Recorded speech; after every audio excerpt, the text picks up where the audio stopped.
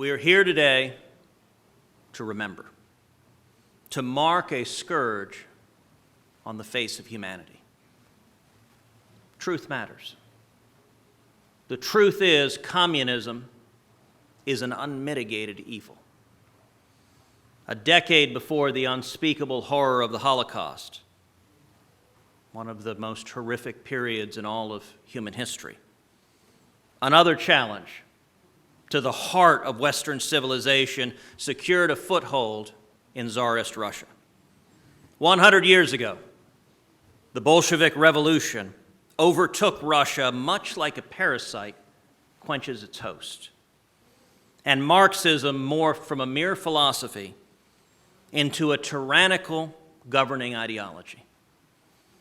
The demented mastermind of the Bolshevik Revolution and the bloody father of Soviet communism, Vladimir Lenin, swept away 3 centuries of Russian czars with a nihilist will to power. In the words of esteemed Soviet historian Richard Pipes, Lenin was a, quote, stranger to moral qualms. What a devastating, euphemistic understatement.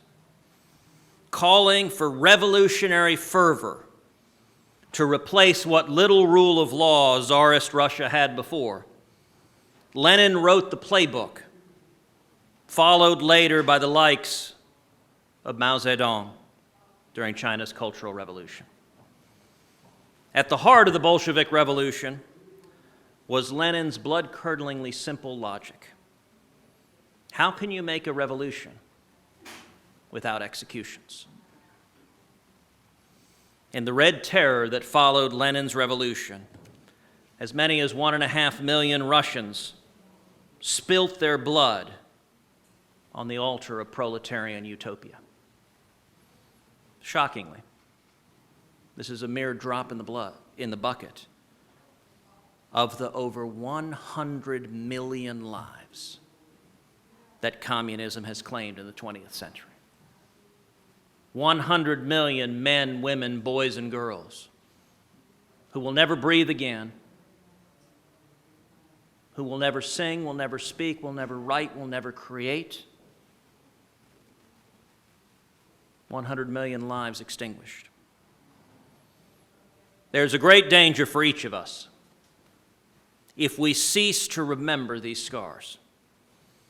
As time passes by and each new generation is born, we have an obligation to guard against the dangerous consequences of collective amnesia and revisionist history. There were few people in modern history who understood this eternal truth better than Elie Wiesel, whom I was proud to call a friend before his passing. I was sitting on a panel with Elie on Capitol Hill 2 years ago, discussing the dangerous Holocaust-denying regime in Tehran that has pledged its intention to destroy Israel and destroy America, when he spoke these words: "When evil begins its work, don't give it another chance." Ladies and gentlemen, America and the West are giving communism another chance. Joseph Stalin may be dead, and the Soviet Union may be a daydream of Vladimir Putin. But Marxism is alive today. 1 out of every 5 humans lives under a communist government. From the Indo-Pacific to the Caribbean, from Ho Chi Minh to Havana, the resiliency of communism has survived a Cold War. The goal of these governments has never changed. Just as Marxism subjugates the individual to the communal and domestic policy, communist governments are offensively poised to use all means of national power to conquer and subsume free societies. It is a matter of national interest and philosophical worldview, embedded in the foreign policy of Beijing, Pyongyang, and Havana. And the left have failed to understand this threat consistently. Even so, even in the face of communist atrocities, the calls of many on the left in America, even during the Cold War, were surely you can't mean that. How can you believe that Xi Jinping actually intends to displace the United States as a global superpower? That Kim Jong-un seriously means to conquer and reunify South Korea, much less using nuclear weapons to do so? That Raul Castro is really the same as his brother?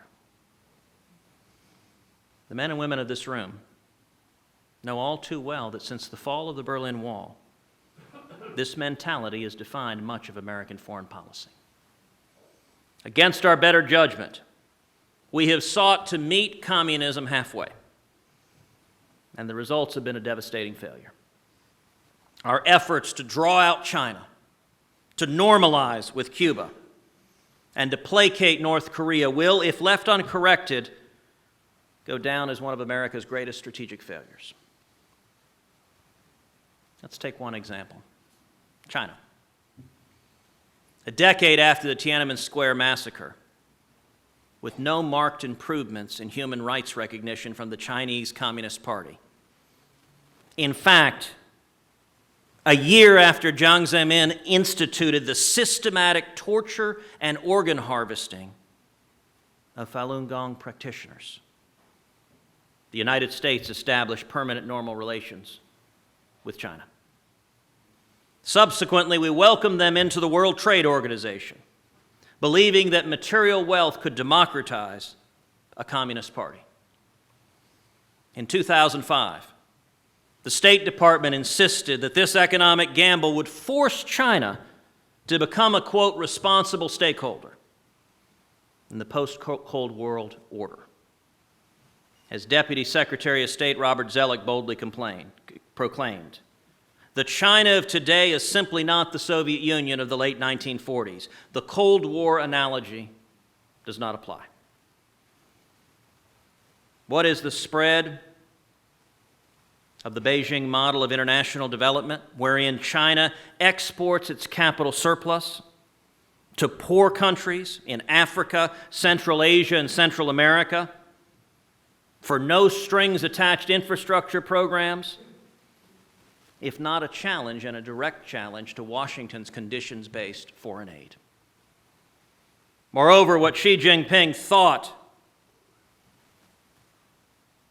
newly enshrined in China's constitution, is resurrecting Marxism-Leninism in China, warning his comrades in 2016 that, quote, if we deviate from or abandon Marxism, our party would lose its soul and direction. On the fundamental issue of upholding the guiding role of Marxism, we must maintain unswerving resolve, never wavering at any time or under any circumstance. That's a clarity rarely found in American diplomatic pronouncements. If any question whether there is a future for democracy within this worldview, look what communist China did to Liu Xiaobao and his widow, Liu Xia. If any believe the lie that China is capitalist, consider that there is no such thing as a truly private company in the PRC. Whether through the physical presence of a political advisor or the informal pressure of a phone call or visit, the party dominates all and is all. Why would the Great Firewall block social media and freedom of speech if Xi Jinping sees a future in a free, liberalized world order? What is the threat of truth? Why is China building artificial islands in the South China Sea if they intend to uphold and abide by international law they themselves have ratified? Why would China be pursuing a space race against America, creating satellites with the capability to neutralize or remove U.S. assets from orbit? And why would Xi Jinping resurrect the centrality of Marxism at the apex of his power consolidation if he did not see it as central and essential to the PRC's future. Let's take a second example, that of Cuba. Turning to our own shores, we witnessed the left's failure to recognize communism in Cuba for the evil that it is. I remember as a college student seeing young leftists who would have posters on the wall of Che Guevara. And I'll confess, even as a teenager, I couldn't help but comment how delightful that was. After all, he was young and rugged and good-looking and oh so terribly chic. And I suggested perhaps next to him they might put Hitler and Stalin and Pol Pot. Because if you're going to glorify murderers and torturers and monsters of humanity, don't limit yourself to those with quarter-inch stubble.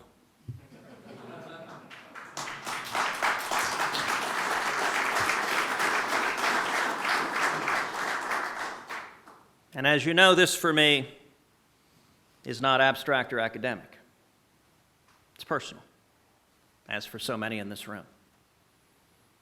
My father, as a teenager, fought in the Cuban Revolution, fought against Batista, and was imprisoned and tortured by Batista's thugs.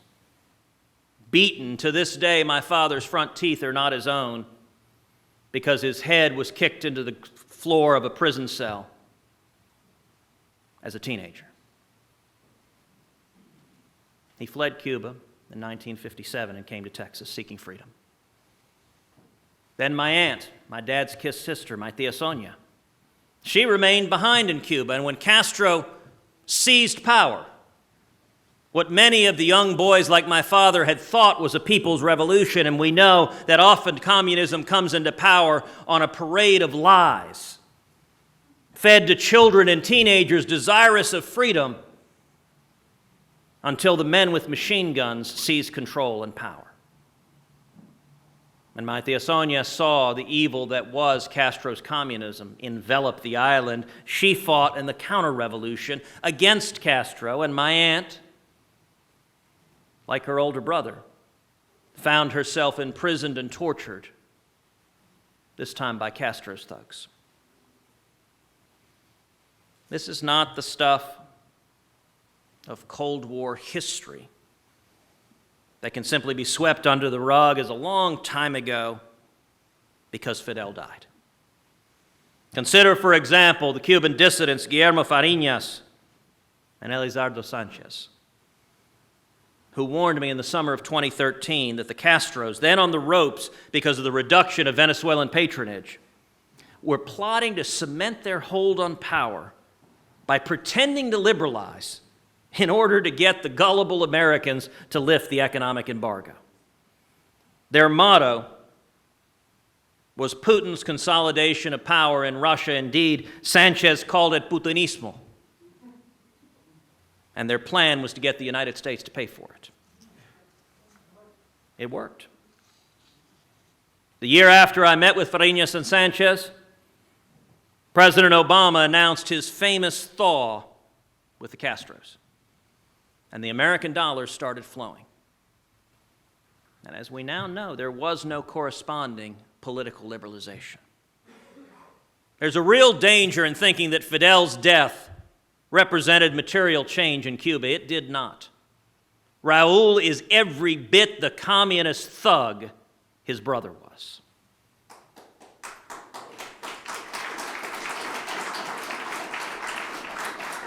The Obama administration decided to negotiate with Raúl in the mistaken belief that he would prove more reasonable than his brother. An unfortunate pattern that administration repeated with Rouhani and Maduro and Kim Jong-un.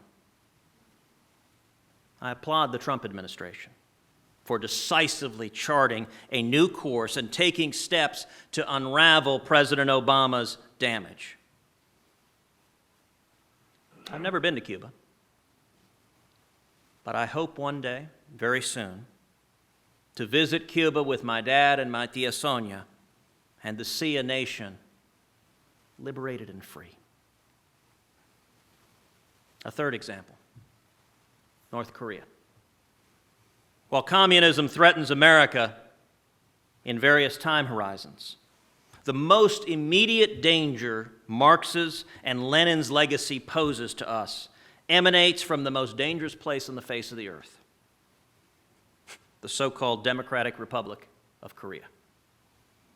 Endemic to the regime is the enduring Juche ideology that deifies the Kim family and promises reunification of Korea in a communist utopia. Yet here again, the United States has fallen into systematic failure to understand communist regimes. When North Korea reneged on its promise to forego nuclear weapons in the early 1990s, President Bill Clinton's administration authored the, quote, agreed framework that paved Pyongyang's path to nuclearization. When Kim Jong-il withdrew from the Nuclear Non-Proliferation Treaty in 2003, confirming that he intended to build nuclear weapons, President George W. Bush pushed for the China-led six-party talks with North Korea. When the country tested its second nuclear weapon in 2009, President Barack Obama opted for strategic patience. 3 subsequent nuclear tests under his tenure demonstrated just how misguided this was. It's time to admit the reality that North Korea will never be interested in negotiating away its nuclear capability. Of course, we should continue to leave the door open for serious discussions, but the United States does our citizens and the world a disservice if we continually discount the centrality of nuclear weapons to the Kim regime.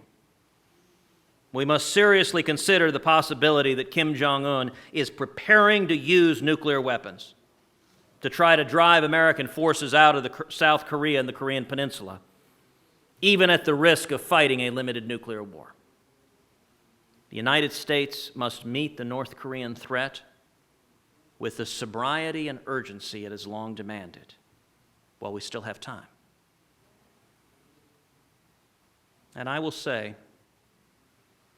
the victims of communism is leading the way in confronting communism. If we fail in this endeavor, we will not only risk losing the world order of freedom and democracy that our fathers and grandfathers toiled to build, we could lose our country. And it's no exaggeration to say we're already in danger of that. Thanks to the great work of VOC and your cooperation with YouGov, a new study recently published found that 51% of millennials would prefer to live under socialism or communism than capitalism. Stop for a moment and think about that. What a collective failure of all of us. You know, Reagan used to say the thing about liberals they never seem to notice is that all the machine guns on the Berlin Wall pointed in one direction. To use an example a bit more personal to me, one of the things Hollywood leftists never seem to notice is that all the rafts in Cuba are going in one direction. Just once, I'd like to see a Hollywood liberal, Jane Fonda and George Clooney, get on a raft in the Florida Keys and head to Havana.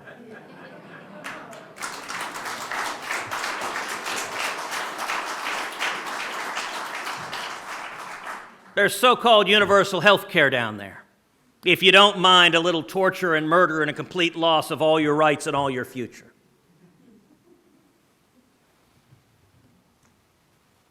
And the work of Victims of Communism does an incredible job telling those stories, stories that we need to tell more often. You know, a few years back, my aunt returned to Cuba. She met with an old high school friend of hers who was an official in the Communist Party. She was there with my cousin,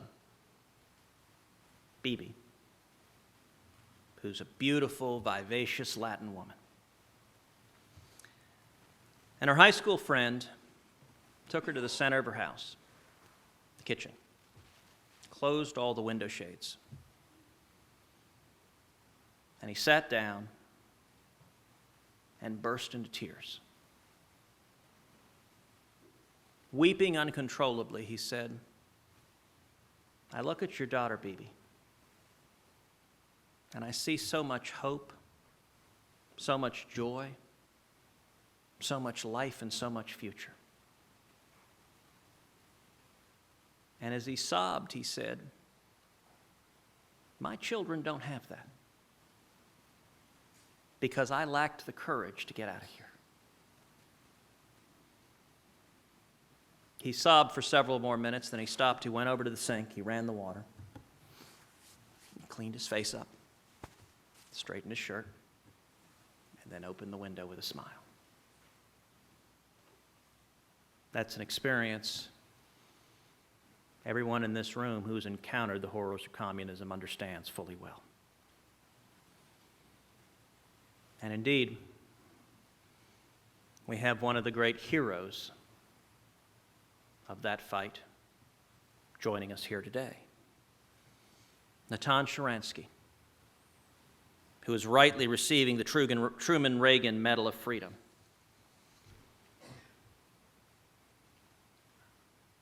When Natan was asked how Ronald Reagan's condemnation of the Soviet Union as an evil empire impacted dissidents in prison, Sharansky responded, quote, "There was a long list of all the Western leaders who had lined up to condemn the evil Reagan for daring to call the great Soviet Union an evil empire. But this was the moment. It was the brightest, most glorious day. Finally, a spade had been called a spade. For us, that was the moment that really marked the end for them and the beginning for us. This was the end of Lenin's great October Bolshevik Revolution and the beginning of a new revolution, a freedom revolution, Reagan's revolution." Sharansky spent years in a Soviet gulag. It's described how the prisoners would pass from cell to cell notes. Did you hear what Reagan said? Evil empire. Ash heap of history. Mr. Gorbachev, tear down this wall. Truth and light have power. What the men and women gathered here understand is that communism is evil and it is built on a facade of lies. And the most terrible threat to communist tyranny is shining a light on their darkness and telling the truth to combat their lies. That is what victims of communism does. I'm reminded of the psalmist's words in Psalm 78. "I will open my mouth in a parable. I will utter dark sayings from old things that we have heard and known, that our fathers have told us. We will not hide them from our children, but will tell to the coming generation of the glorious deeds of the Lord, of his might and the wonders that he has done." Telling the truth, shining a light, is a noble mission. It is a mission of justice. It is a mission of mercy. It is a mission of humanity. And I commend each and every one of you for speaking up for justice.